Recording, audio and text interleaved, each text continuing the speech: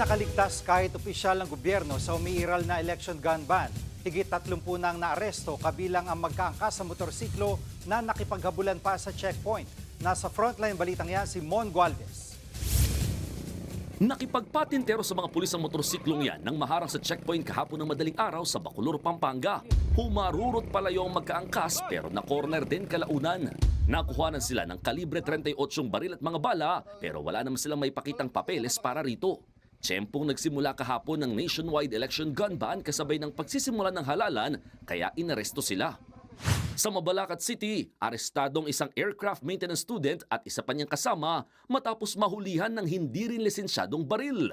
Sa unang araw pala ng gun ban, aabot na sa 31 mga naaresto. 26 ang sibilyan, 3 security guard, isang government official at isang miyembro ng AFP.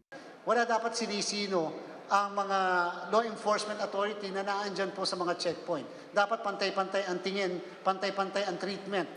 Paglilino ng COMELEC, hindi lusot ang dahilang pinoproseso ng exemption para sa gun ban. Kaya si Hodang dala mo ang lisensya, kaya si Hodang dala meron ka namang permit to carry outside of residence, wala ka namang exemption sa COMELEC. Good faith is not a defense. Hanggang 2 security detail lang din ang pinapayagan ng COMELEC para sa mga politiko, depende sa pangangailangan. Siniguro naman ng Philippine National Police na dokumentado ang mga COMELEC checkpoint.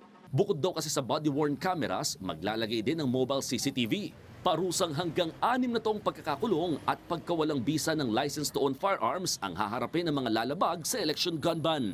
Nagbabalita mula sa frontline, Mon Gualvez, News 5. Mga kapatid, Jiggy Manikad po, iba na ang may alam at may pakialam sa panahon ngayon.